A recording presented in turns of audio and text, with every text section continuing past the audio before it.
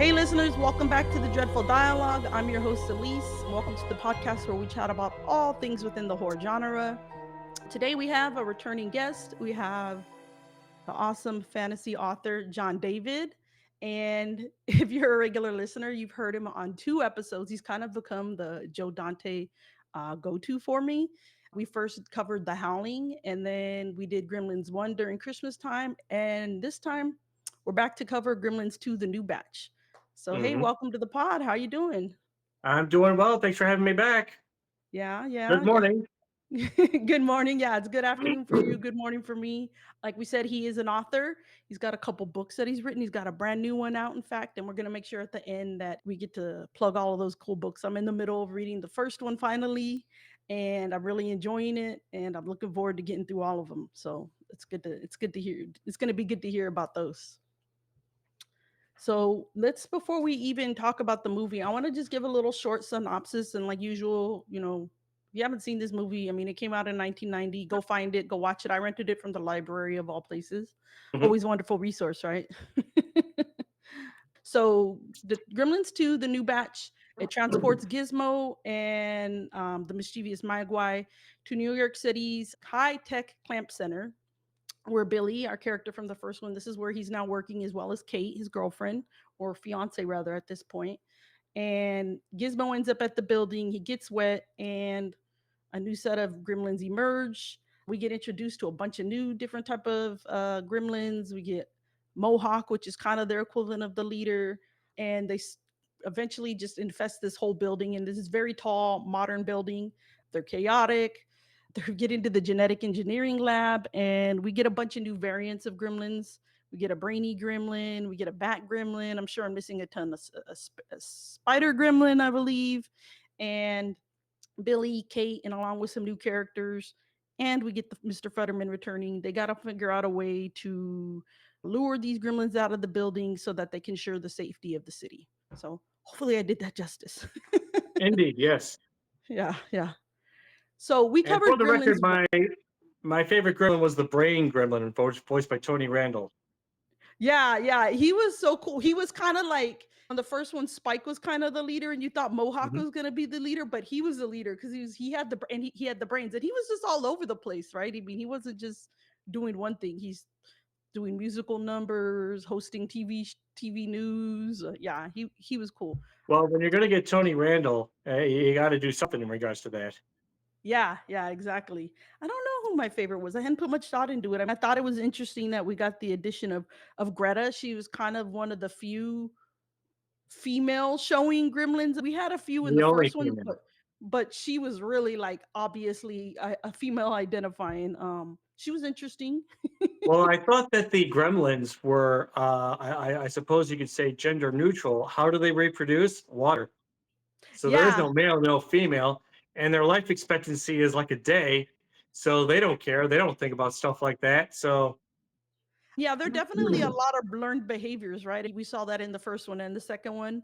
They just kind of figure out what's going on. I always wondered though, how did they immediately know who Gizmo was? And they were like, Gizmo. Like they had it in for, like they would always have it in for them right from the beginning. I'm like, was there something inherently taught to them? I don't know. Maybe I'm in looking their for it. DNA. I think it's in their DNA, but they realize that, Gizmo is the source. He's the number one.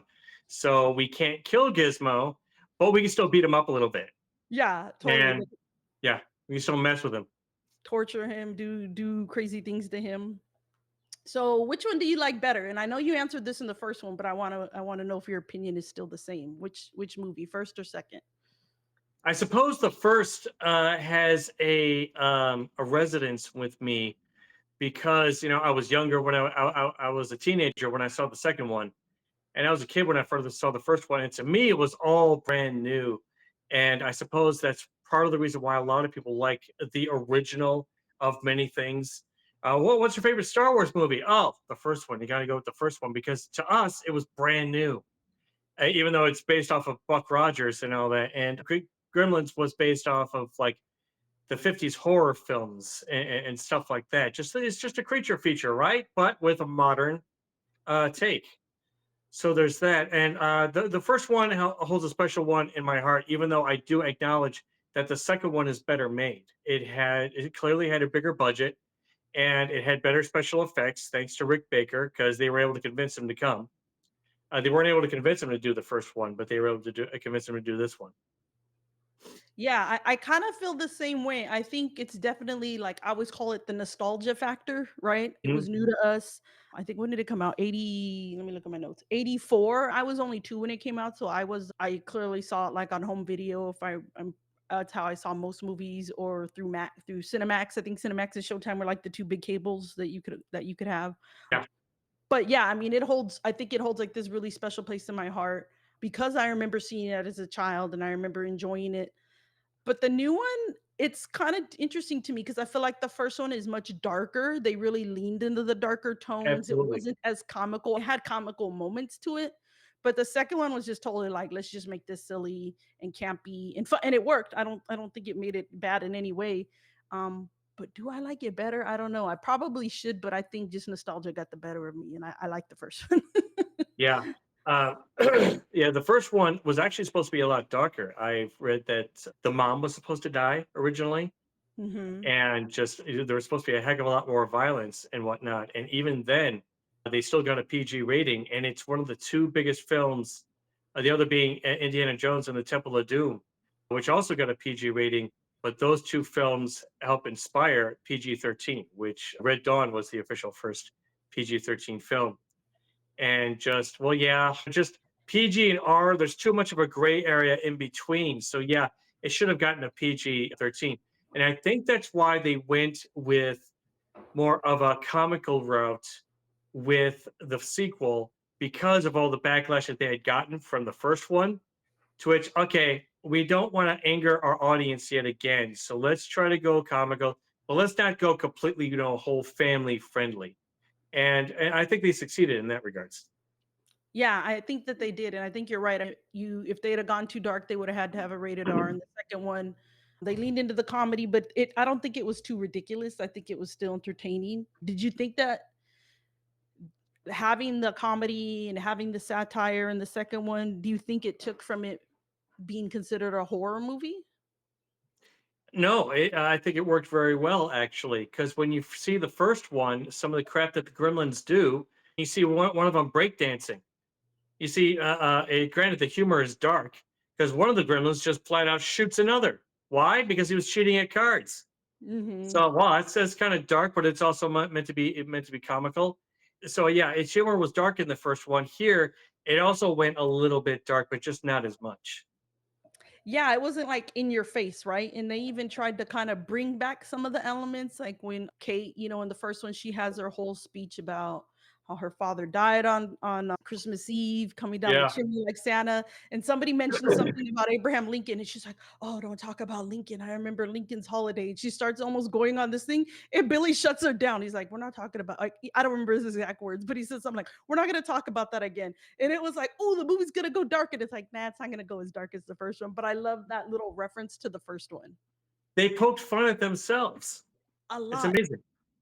Yeah, they poke fun at themselves a lot. I think it kind of goes hand in hand with breaking the fourth wall. They poke fun at themselves when the in the building, the Clamp building, because Clamp is I can't remember his first name. Was it Daniel Clamp? Daniel, He Okay, so he's this big like real estate mogul, and he kind of reminds me of Trump in that era. he's I don't want. supposed to be Trump.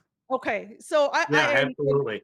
it aged the same because we don't talk politics or religion on here, but you can't not see it, right? There's a Sometimes lot. movies make it obvious. I mean, just like with Biff Tannen in Back to the Future 2, when you see his alternate reality self, the big real estate mogul that is with the bad comb over, he's Mhm. supposed to be Donald Trump. Absolutely. They admitted it. The producers admitted it. And here it's Oh, also kind of, yeah, they did. And didn't here know it's that. also kind of obvious, but it's much more of a subtle way. I know at the time, Donald Trump was just that guy who built buildings in New York. Yeah, so we'll just poke a little bit of fun at him, that sort of deal. And they could have made a heck of a lot more of a caricature. And I'm glad that they didn't. I'm glad they made Daniel Clamp more of his own person, his own guy. And oh, by the way, he happened. Yeah, we're kind of poking a little bit of fun at Trump. Okay, so so there's that. But Yeah, but I think it's funny how they do poke fun at themselves. So he's the one that has this big building. He wants it to be this modern things with he says something about like ashtrays that clean themselves out and a Mhm. talking building. So it's this real modern building. And so he has like this whole room, of course, with like cameras and security. And they make fun of themselves because they start when they finally figure out these gremlins are out, they don't believe Billy. And the Billy's like explaining the rules. And they're like, well, what if it's a different time zone, or what if this happens, or what if the gremlin has a seed stuck Has in a his seed in mouth? his teeth and it comes out after midnight. Now, technically, Yeah, he didn't eat it. yeah. So So I again, it was them spoofing themselves because these were the questions that we were asking ourselves too. What do you mean they can't take a bath? Well, how do you bathe them? How the heck do you mhm. bathe a mogwai? I don't know. Yeah, they're not like cats where cats are like cleaning themselves. It's like Hmm. you never see them grooming themselves in any way. They get into a lot of stuff. I mean, so Yeah. yeah, I mean, So, you definitely have all these questions. In the second movie's like, let's just totally put it out there. We know these are ridiculous, and we're gonna make fun of them, and then we're gonna move on from it. Yeah, I love that it pokes fun at itself. I love other things that it brings from the original, like we get the return of Gizmo Rambo.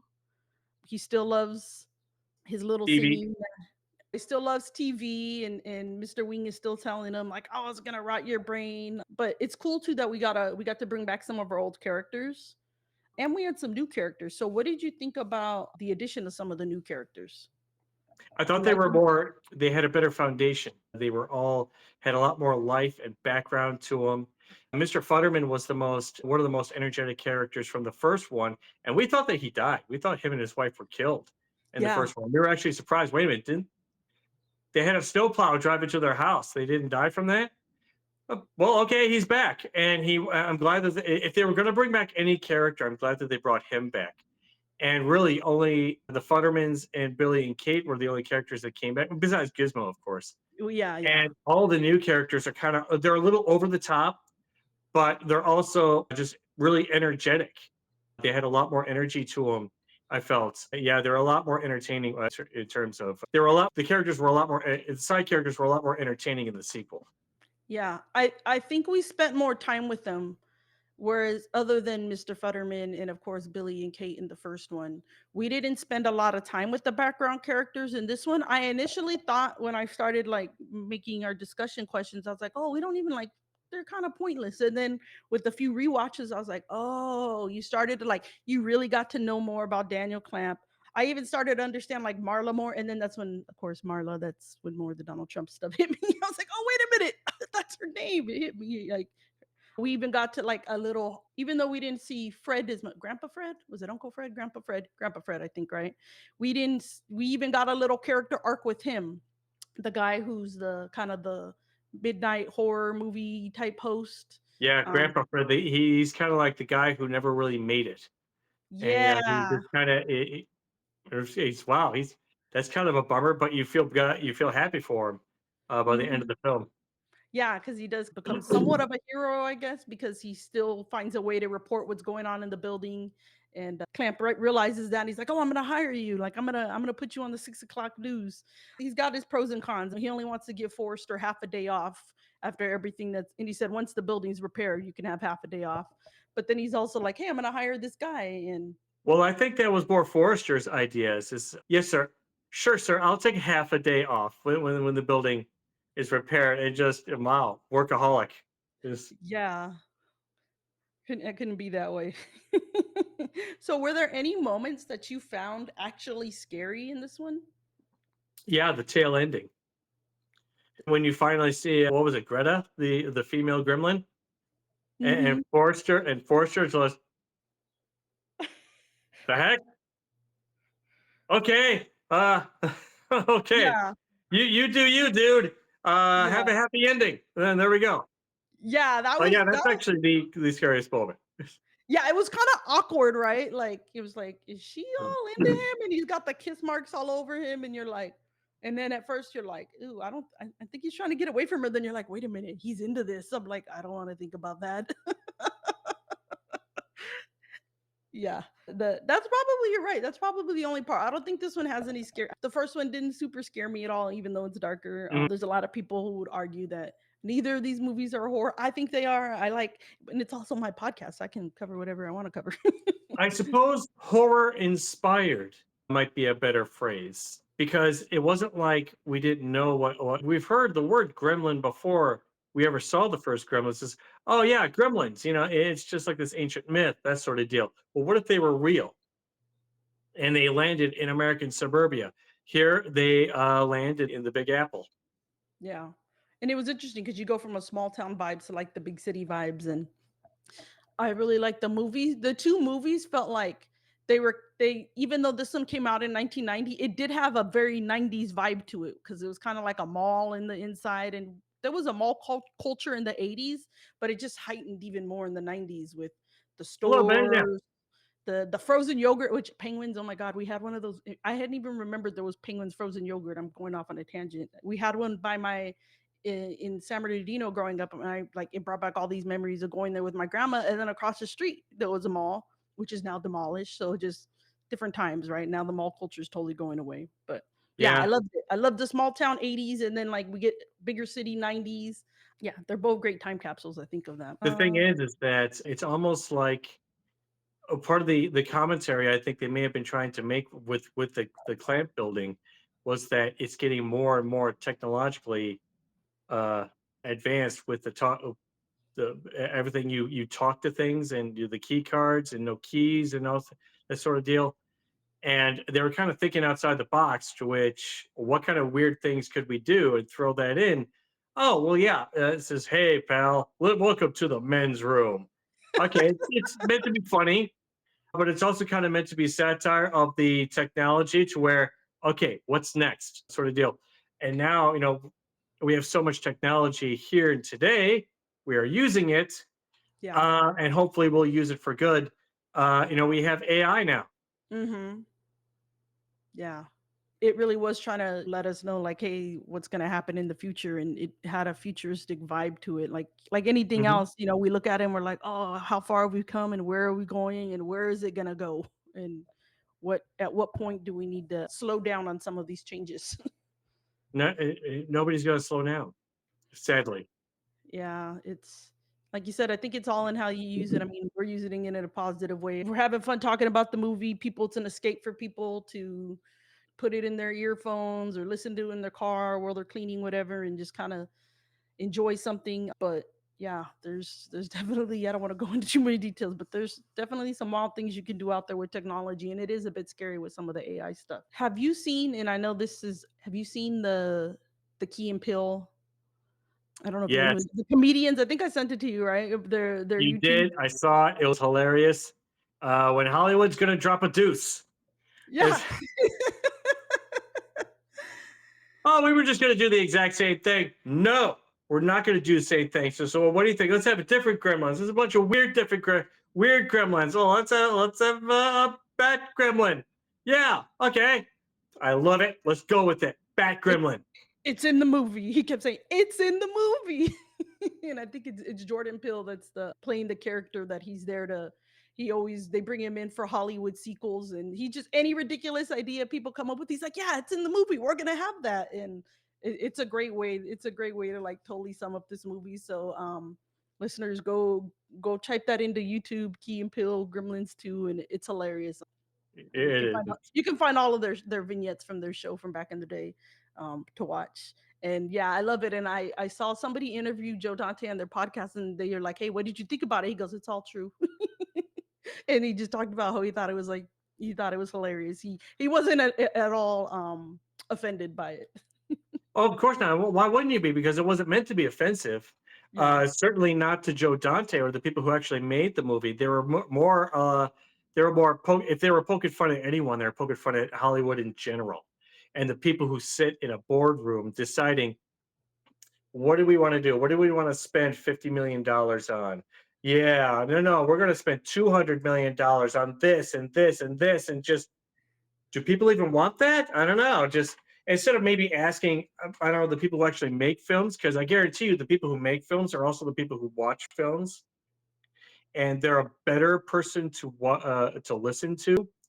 And I think a lot of directors in Hollywood are more just people, are men and women who are just hired to direct something, and a lot of the creative elements are just taken out of it. That's why, well, that's why DreamWorks was just became this gigantic juggernaut of success when they first came out. When you have guys like Steven Spielberg, I'm going to make films that I want to make now. And I always feel too like it's kind of like if a sketch comedy show is making fun of you, it's usually like all press is good press, right? It's like, I see it as it's Absolutely, usually a form of flattery, right? It's like, hey, I liked your stuff enough to watch it, and I came up with something creative about it that I wanna mock and make fun of, but it is. You can it would definitely make me go tell. watch a movie. You can definitely tell when a comedian or a sketch comedy show is either making fun of you or they're just Mhm. kind of poking a little bit of fun. And if they're It poking a little bit of fun, take it, consider it flattery that they were watching, that you got their attention. Yeah, exactly. I think you're right because it's very obvious when I mean, speaking of Saturday Night Live, you can watch that and clearly see who they're talking smack on, and who it's like, we're just having some fun with it. What did you think about the use of CGI in this film? Well, to my, I thought there was no there was no CGI. Um, the first real CGI was The Abyss, and Hmm. that also came out in 1989. This came out in 1990, and after The Abyss was Terminator 2. That had the real first CGI in Okay. it. So all the effects here are practical or stop motion. The Bat Gremlin was stop when you see the Bat Gremlin flying, that's stop motion. And even the Spider Gremlin is a gigantic maquette. It's a gigantic Oh, Muppet. okay. But I thought the effects in this movie are amazing, and just the gremlins look real. When the brain gremlin is talking, you end up kind of suspending belief. The logical part of your brain is like, oh, obviously it's a special effect, but pretty soon you're like, wow, he's actually very articulate, and the way that he talks, the way that his face moves, it looks real. Yeah. And the way that they made them shine, they made the gremlins shine, and I think that's what really gave their skin an organic look, was making them wet in essence. Hmm. And the special effects are pretty amazing, and it's just a testament to Rick Baker being awesome. Oh, okay. See, I was under the understanding, and my research was probably wrong, that when he's dancing, that was CGI, but No, I think okay, I you're referring to Gizmo near the beginning yeah, when when they you see him find when dancing. at the lab and the twins kinda take him out and they're like and he starts doing a little dance and his little feet are moving and Yeah, he's I don't know for a fact. I think how they did that is that they filmed the puppet in front of a green screen, and they mm. put it and they superimposed it onto the screen. So therefore, anything in the back, any kind of wires and whatnot that they may have had from the puppet, they could easily erase. Uh, uh, Oh, so there's that. okay. So I think that's how they did that, but it wasn't CGI. Maybe they did Oh, use a computer, but it's not computer generated imagery. got you. Okay, so then I'm mistaken on that. Well, thank you for letting me know. At Um, least I think. I mean, I yeah, haven't seen any behind the scenes stuff in regards to it. yeah, and I when I'm doing my research, sometimes I approach it like too academically. I'm like start writing down all my sources, and then there's days where I'm like, I'm not gonna do this. I always put it out there like I might make mistakes. I re-listen to episodes all the time and I say the wrong actor's name. I think in I did an episode recently, a Scream, and I'm calling the character that Jamie Kennedy played. I'm calling him Jamie because that's his the actor's name. And I'm like, oh, I think I meant to say Randy. But then I'm like, I was also thrown off because Jamie Lee Curtis's character is on the screen in the background. I'm like, okay, I make mistakes. So I might be, I always say I'm not 100% fact based. I do my best to do my research, but yeah, I'm glad that you pointed that out. But I thought it was really cool talking about, you said how the gremlins looked wet. Did they look bigger to you than they did in the previous movie? Like they seemed a little Mhm. thicker. Hmm. Thicker? Okay. You mean when you say bigger, Like, just like physically bigger? yeah, they seemed I don't. physically bigger. Like if you look at the first ones, like they look skinnier to me. I don't know if that makes any sense. Oh, okay. Oh, And okay. they're a So little maybe they wider look and they bigger. look a tad bit tall. I mean, they're not huge, like they're still, these petite things, I don't know, I don't know how many feet they are, but they're still clearly not as big as like a human or anything, but they do look bigger to me. And I didn't know if they did that on purpose or if it was because it was Rick Baker. I mean, Gizmo looks the same. There's no changes Just a on him. different style, I guess. I mean, Rick Baker making them that way. Maybe because of like the frame that he used for the skeleton. Therefore, okay, yeah, they do have to look a little bit thicker, but we can't make them too thick because they are supposed to be supposed to be thin. Yeah, I didn't know if it was like if I was the only one noticing that. I'm like, huh, they seem a little bigger. Did you like when they broke the fourth? We talked about the fourth wall. Did you like we had, kind of a reference again back to the first movie when Yeah. the movie Well, just evaporates or burns up? funny story about that. The thing is Okay. that well, first off, they do kind of break the fourth wall with Leonard Maltin, to which Mhm. when he's reviewing Gremlins, why Yeah, anyone would like yeah, this movie, and then the Gremlins attack him, that's breaking the fourth wall for sure. yeah. But then when my brother and I saw this in the theater, and there's two versions released. One is for the home video. It's supposed they have a different version for VCRs to where it looks like your VCR messed up. And no, it's the Gremlins in your VCR. But we saw it in the theater. So when Okay. we saw it freeze and then it stretched, the theater was like half full. But even though, even then, everybody in the theater went, "Oh my god, what the hell!" And then when the Gremlins popped up, they You're got like, "They us. got me." They got us. Okay, that was funny. That was funny, and just that was an awesome prank.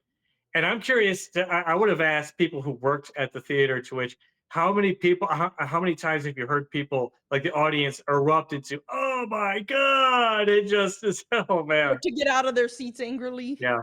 But okay, you mentioned the yeah. Go on, bro. And I've heard this, the same thing. I couldn't find like accuracy on this. I heard that Hulk Hogan wasn't in the theatrical version, but that he was on the home DVD, home VHS one. And I can confirm the home DVD one that I borrowed from the Mhm. library. He was on there as well. Was he on the theatrical version that you He was in watched? the theatrical, yeah. Okay, So that scene because I was like, plays it out wouldn't make normal. sense without him. Pardon? I think it just wouldn't make sense because it kind of No, adds when to like, hurry up, come on, like you gremlin, because it he does. like he threatens them, right? Yeah, it's just how Belinda Belaski, I had to look her up.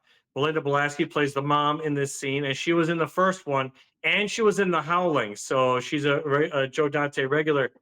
And just well, when you see out this scene, you're like, where are they going with this? And when you see Hulk Hogan in his full Hulk Hogan regalia and just going all full Hulk Hogan, I just had to tell we had to tell our dad when we got home because my dad, when he saw Hulk Hogan during the 80s and he's doing his thing, the training, the prayers, the vitamins, and he's looking at it, he goes, show business. Show business. The man's a millionaire playing this character. He knows it's not real. This is all show business, but the man is rich. He's made something of himself, and he respects it. And when we told our dad, he's sitting there. He's like, oh my god, the Hulkster. Okay, the Hulkster. All right. Yeah, So I imagine. he got a kick out of it. And the first time that it was on TV, we had to point out, "Hey, Dad, check it out." And he laughed. He had to laugh. Yeah, I imagine a lot of kids got a kick out of that. I mean, he was one of the top favorite wrestlers. I mean, I liked him as a kid. I don't like him so much now as an adult, but that's a whole nother thing. Mm. But yeah, as a kid, I mean, I loved him. I loved the Ultimate Warrior. I mean, I grew up watching. I was a tomboy. I have older brothers, so I was the baby, so I was totally there watching them with them, and can't wait for my kid to get older and totally start watching some of the. I don't watch it currently, but I'm like, eventually, I'm gonna have to get into it with them. It's something I'm looking forward to, and yeah, I'm sure when people saw that in the theater, they went crazy. I don't remember how it impacted me as a kid, but and nonetheless, it's a cool. I thought it was an interesting way to break the fourth wall, Mhm. bring it back to the original movie somewhat. How they liked going to the movies and they were messing with stuff at the movie theater. So that was a cool scene. Yeah, yeah. Throwing it back to the first one with the movies, to get kind of sidetracked. When I worked at Disney World, it was late. It was in the evening time. The sun had just set. It had been raining, and it was still kind of drizzling. And I was standing out front of the Great Movie Ride, just saying, and there wasn't anybody coming in. We were closing soon, and there was this family of four, mom and dad, and two kids.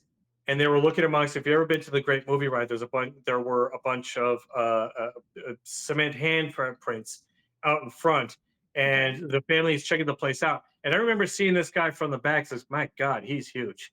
He's like 6'5". His shoulders are out the here. My hands are okay. He has really wide shoulders." And as he turned and he looked at me, he just went, "Hey, what's up?" As he walked by, it was Hulk Hogan. Oh man. So I saw Hulk Hogan and his wife and his two kids before they were reality TV stars. So I Oh saw wow. them, and I wouldn't have been able to have guessed as to how old his daughter was because it was dark, but she was also tall, and just it was pretty neat seeing Hulk Hogan in the flesh. I'm like, "Hey, good to see you. How you Yeah. doing?"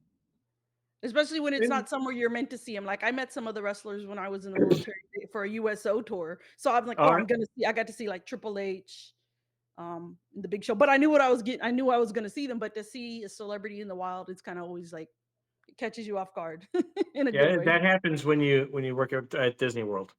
Oh, that's cool. So you're sure you get a lot of did he kinda get to be off on his own? Like, did they escort him around or anything like that? No, he didn't have a member of guest relations with him. You're talking about the people where they were in the vests and whatnot, Mhm. escort. You see Sometimes that they here have because I them, live in sometimes they don't. SoCal. Yeah. He may have had someone earlier, but it was late in the evening and the park was kind of clearing out.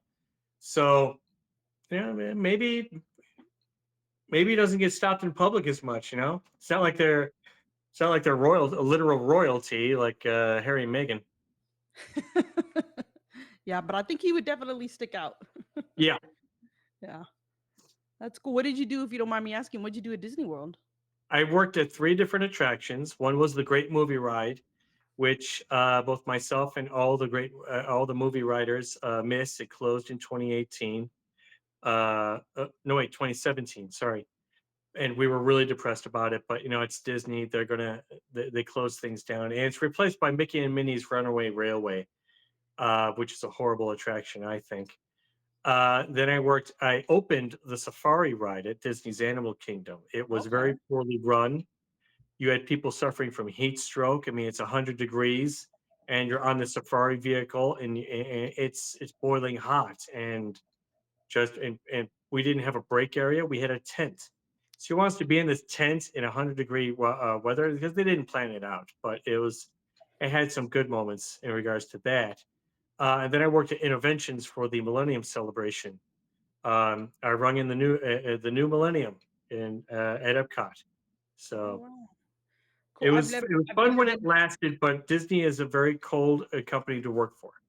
Oh, I hear a lot of that. We hear a lot about that from people out here who work at, because I've been to Disney, not anymore. I haven't gone in like over 10 years, but growing up, I Mm. was lucky enough to go quite a few times, and the whole grad night thing, I got to go. But yeah, I do hear that. I don't want to go into detail. There's a dark side to the pixie dust. Let's just leave There it at that. That's a good way to put it. Yeah, I mean, I think that's part of what kinda turns me on. I mean, I eventually do wanna go, I'm not gonna lie. When I do go, I'm like, "Man, I see why people buy into this, calling this the happiest place on earth." They really know how to envelope you in ambiance and music and the whole thing, but yeah, it's wild. What did you think about the opening? Like, how they going on to another movie studio, the whole Warner Brothers thing with having Daffy at the beginning And and then at bugs. the end and Bugs. What did you think about that whole sequences My brother from and I thought it was weird and kind of unnecessary, but I guess they really wanted to let the audience know that this isn't the same kind of film that they were making from the first one. The first one, they were looking to make it a dark film, but here we're not. And but part of the reason why they were really getting away from the dark film was all the backlash that they had gotten because a lot of people thought that they were getting ET, and okay, it's a family picture with a cute little furry guy and all that, and not these monsters. To which I don't know, it's called Gremlins. I kind of figured that there's going to be monsters in it because it's called Gremlins. yeah, And I recall that the advertisements were the commercials for it weren't exactly shying away from the fact that it is kind of dark in certain regards. but appropriate for you. It's rated PG, so you can bring your kids. It's also, I remember there was a big deal when Jurassic Park first came out, and they're like, it's too violent. Well, it's a T Rex. A T Dinosaurs. Rex is going to eat people. Exactly. I hear the new I'm ones not are gonna go surprised. darker. Yeah. Yeah, and granted, they could have made both films way darker, but chose not to. That's a good thing. Yeah, my husband's read the books and he's like, "Oh yeah, there's some definite dark things." And I had in one of my episodes, one of my guests, we went off on a tangent and he said how he's like, "Oh yeah, they're way darker. There's like a kid that gets eaten or something." And he's like, "They didn't put that in the movie." So I'm like, "Oh, well, good to know." But Yeah, yeah, I I mean, think I that think the TV. Go ahead. I think Spielberg kind of learned his lesson with he got backlash from Jaws. Oh, I like. Jaws. Yeah, yeah, Yeah, he got backlash from Jaws when you have a severed leg fall to the bottom of the ocean. Well, sharks eat people. You're surprised. And then he did help produce the original Gremlins. And hmm just okay, when it comes to Jurassic Park, people, dinosaurs, they're going to eat people. I don't know what to tell you. yeah. By the way, he had on you have on if you're listening and not watching, John David has on a really sweet Jaws t-shirt right now. What's the occasion you were telling me about what we're Well, it's the celebrating? 50th anniversary, of course. Yeah. Jaws turned 50 this year. And That's it is an awesome film. It's a film that still puts butts in seats. It's amazing. It's a cultural icon. yeah, they're replaying it at a lot. We have a lot of cool theaters in SoCal where like they play they call them like retro theaters and they're playing movies from different eras and there's been a lot of showings of it. There's even showings like at some of the hotels where you can like lay in a raft and watch it. I think there's Lay in even a raft in the lay in a water. raft in the water. It's a pool, granted, it's not the ocean, but they're trying to get those vibes. I think that there's some places in like Northern Cal where they're doing stuff with the ocean somehow. I know like they play the Lost Boys, of course, on the pier in Santa. Oh my God, not Santa Car. Santa Carla's the fake city. Where's Santa Cruz. So anyway, I think it's really cool that you got that shirt on. But yeah, I think with the whole cartoon at the beginning, it makes sense now that you put it that way that they were trying to set the tone that it was a different film. They're letting the audience know they weren't going as dark, but I didn't think it really went. And I know they were trying to harken back to the days where they did that a lot with movies where they'd have cartoons at the beginning. But as a viewer, and again, because I hadn't watched it in a while, that when I put the DVD on, I was like, did I get the wrong movie? Like, what's going on here? And then I was like, oh Mm. yeah, it like started to come back. This was a part of the film. And even throughout the credits, you get Daffy poking fun and his head pops in and out. And then he steals the show from Porky. And he's like, no, I'm going to say, like, I'm going to get the final line. And he gets to say, Yeah, that's all, folks. So they kind of have a wraparound with that. I think what started that was Who Framed Roger Rabbit, because there was a full length, and I mean, it starts off with a I love Roger it. Rabbit cartoon, Mm-hmm. and then later on with Dick Tracy and with the Rocketeer, they would have a Roger Rabbit cartoon at the beginning of those. Just Oh, not part of the films at all, obviously, but just okay. And a new Roger Rabbit cartoon is going to be playing with Dick Tracy, and I think because that's what they used to do way back in the day. These guys who were making these hmm films way back in the day, they were paying homage to all these films that we had no idea. Just like Joe Dante was paying homage to these monster films that he grew up with and was scared by. He was scared, but he had a good time. He came out of the theater happy, just like we did after seeing Gremlins. Yeah, I had a couple of scary moments, but I had a great time. It's just a movie. I'm not a little wimp. Come on. But back in his day, all that they would play a cartoon before the film yeah. actually started. And I think Warner Brothers tried to do that as well. I forget which films they did it with, but they did have a couple of new Bugs Bunny cartoons play with them. And this is a Warner Brothers cartoon Yeah. or a Warner Brothers film. Yeah, like I said, I think you're correct. I don't remember what era it was where they did that regularly. And I know I watched some of the deleted scenes and that sequence at the beginning was much longer originally.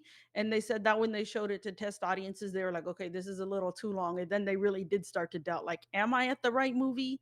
Even though like it's showing like references to it being a Gremlins movie and what they're gonna watch, people are like, okay, this is too much. Let's get the actual movie started. So maybe the shortened version worked better because I think the longer one just confused people even more.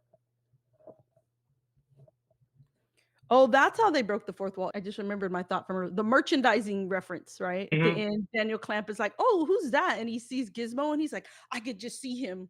I could With see him, suction cup. yeah, and then I forgot about the same thing. I just like boom, and the memory popped into my head, and I just remember seeing a bunch of cars driving around with those on their windows and just thinking it was so cool. Yeah, That Garfield was another one. yeah. Oh, yeah. You're right, Garfield. And so they're definitely again poking fun at themselves, kind of breaking the fourth wall with that because, and it's also again showing you like Clamp is never not trying to come up with a way to make money. He's talking about, oh, I can write this in my book, and then he sees the picture of Kingston Falls, right, that Billy has, and Hmm. he's like, oh, I want to turn that in. We're gonna make cities and we're gonna slow it down. He's always like this idea person. He's always I gotta keep the money coming in, and I thought that was again it just added to who the character was. I think maybe Clamp. I think he means well. And this is one of the reasons why I like the character is because they could have made him too much of a caricature of the evil, greedy businessman who just wants to make money. One of the problems that I had with Jurassic World, the first, the reboot by Colin Trevorrow, is Vincent D'Onofrio's character. How he's this guy who wants to make money by turning the raptors into weapons and stuff like that. To which I want to make money off the dinosaurs. Yeah, we already are. We're making $1 billion a year by having people come to the park and all that. What's the problem? And just he wants to make even more money by turning them into weapons and crap like that. Come on, this is bull crap. First of all, it's completely unfeasible. You can't turn a velociraptor into a weapon. It's too much of a wild animal. That's why we hardly ever use animals in the military and police force today. You don't see them very often because, well, we don't want to put animals in danger. We have much better ways of getting the job done.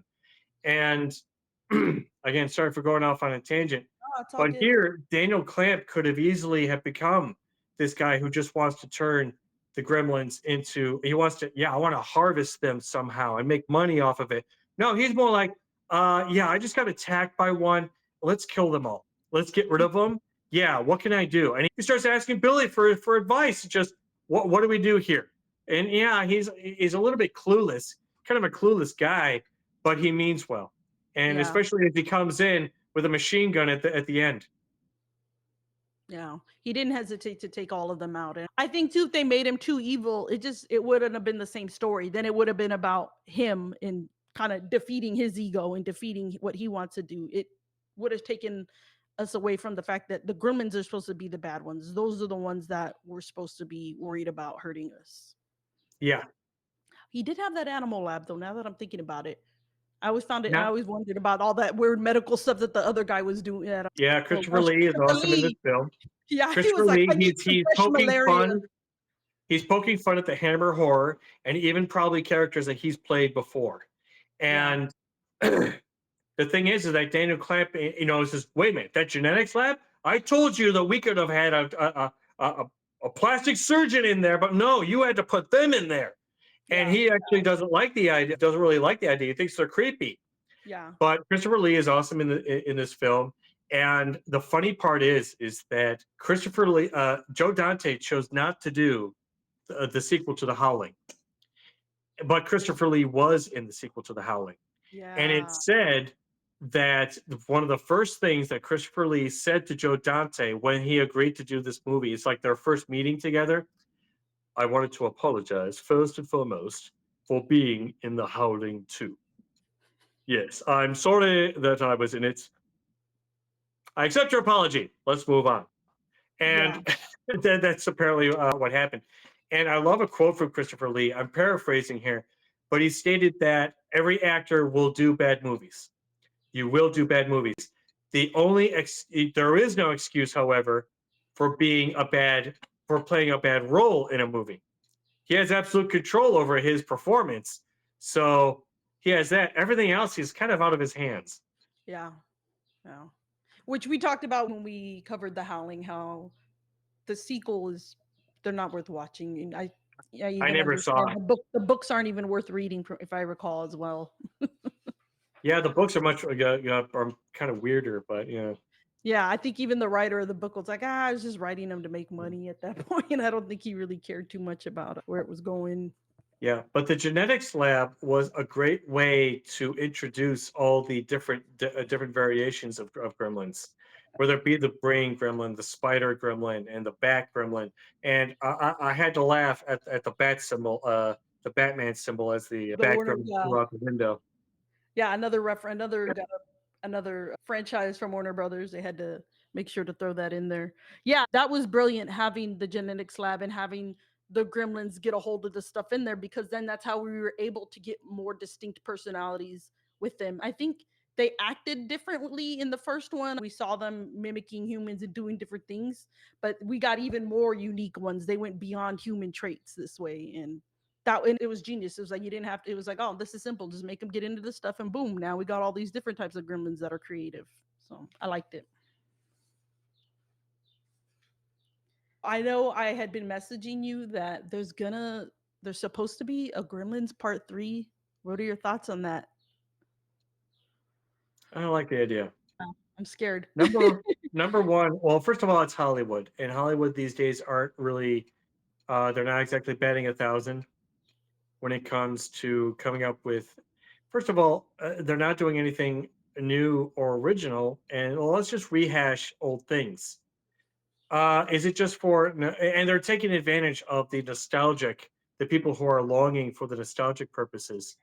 I don't blame movie theaters for, say, playing Jaws again because people aren't coming in through the doors. We need people to come through the doors. Yeah. Well, let's play classic movies then. Play what people will actually sit down and pay to watch. And I don't like the idea of them um, just rehashing things for nostalgia's sake. But more importantly, is Gremlins a big enough property to warrant a sequel? It's not Star Wars. It's not any of the other big franchises. So it really can't. If anything, maybe.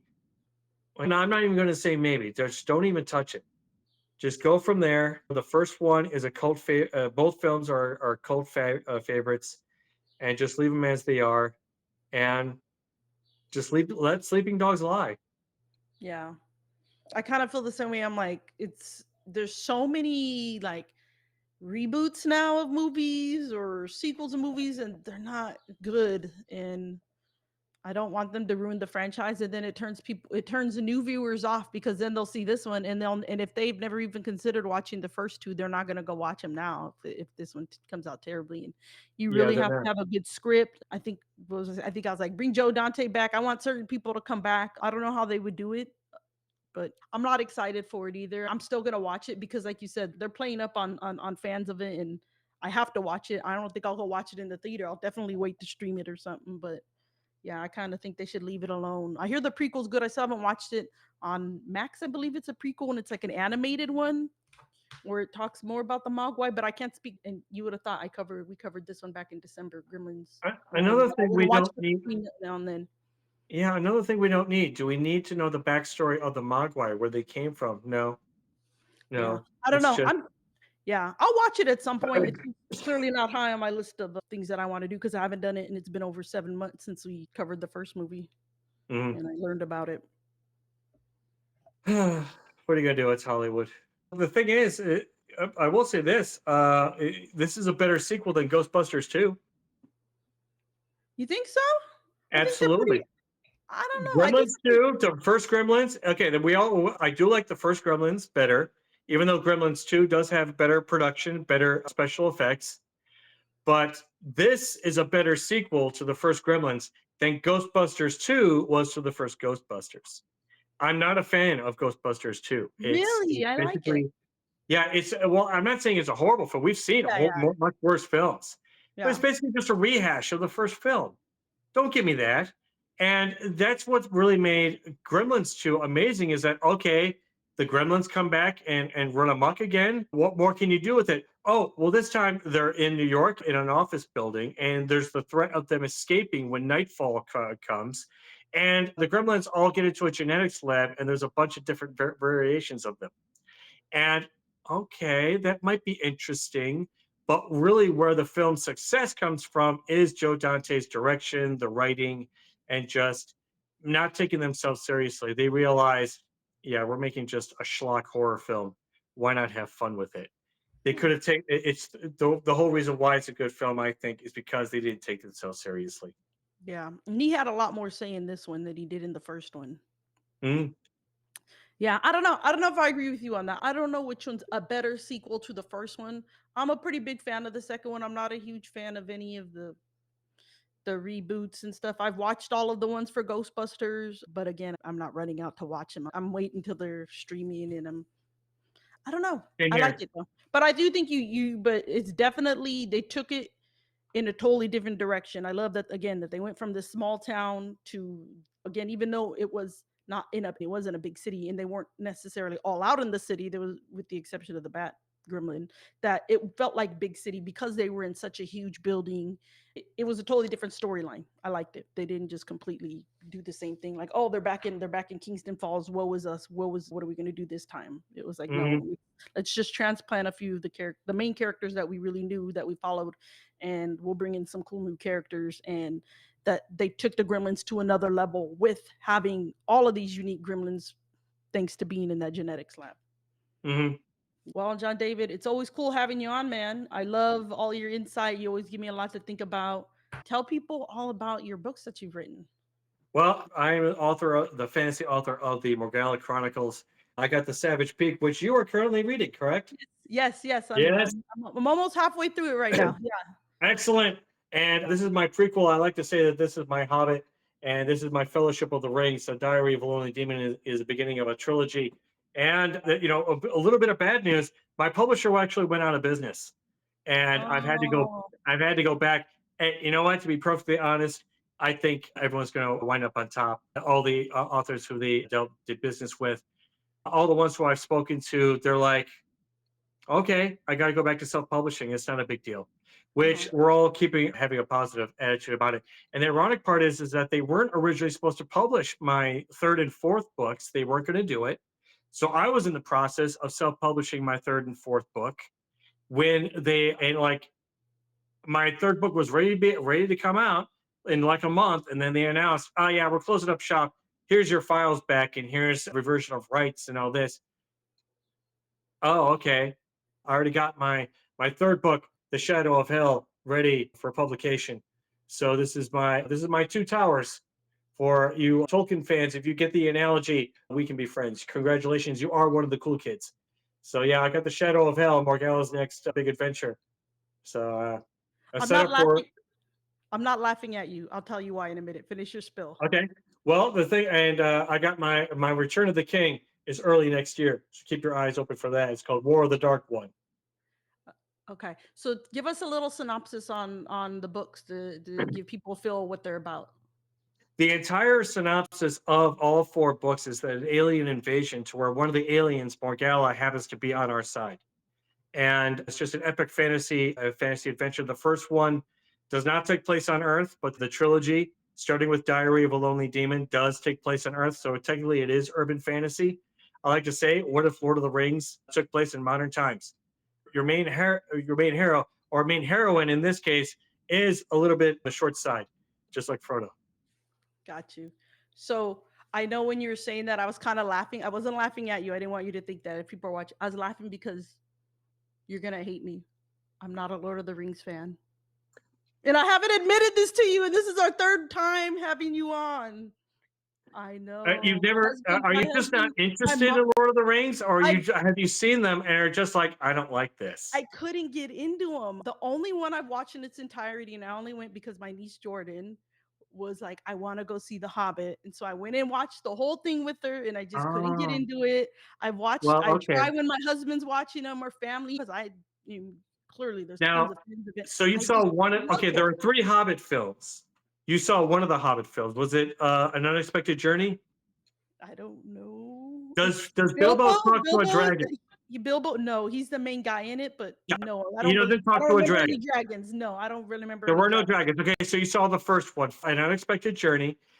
The Hobbit films, I'm not a fan of the Hobbit films, Okay. primarily because of the fact that they are bloated.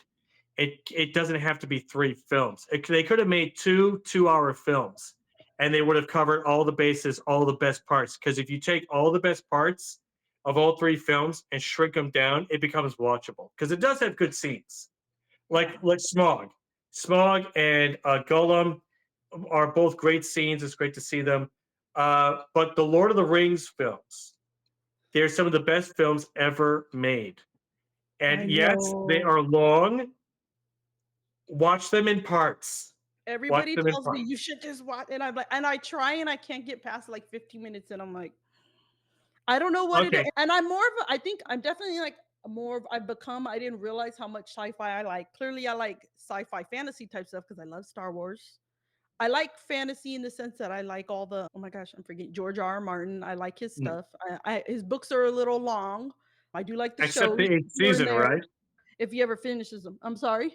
Except the eighth season, right? Yeah, yeah, yeah. I don't like that last one. I'm enjoying House of, that's a whole nother conversation that we could go off on a And huge tangent. I'm very liking true. House of the Dragon so far. I I've read I have the animated book for it, and I've read that to go with it, the companion, and I've read I some of his books. I haven't read all of his books. I've read a few. I can't even remember anymore which ones I've read.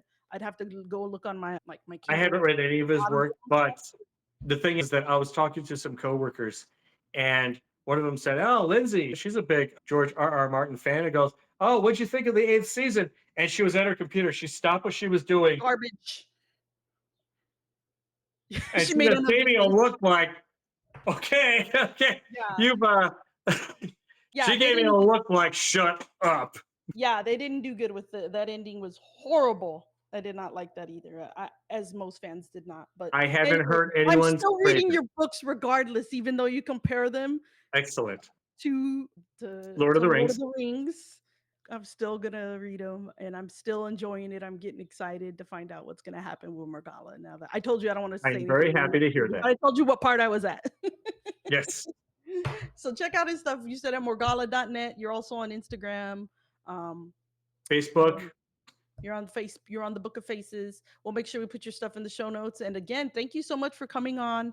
I know we Thank had you a for lot of having me. tangents on this one. So check out Gremlins 2 New Batch if you haven't watched it. And I'm also on social media at Dreadful Dialogue Podcast and website dreadfuldialogue.com. We hope our conversation wasn't too dreadful for you guys. And with that, have a good one.